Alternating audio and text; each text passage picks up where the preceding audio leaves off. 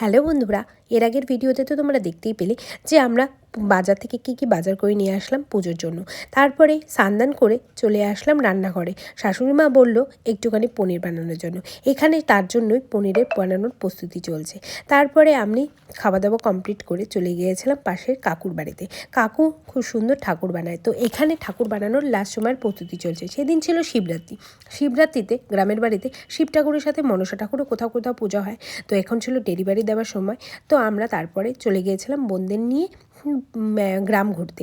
এই যে গ্রামের সর্ষে ক্ষেত দেখতে দেখতে আমরা পুরো বিকেলটা কাটিয়ে দিলাম।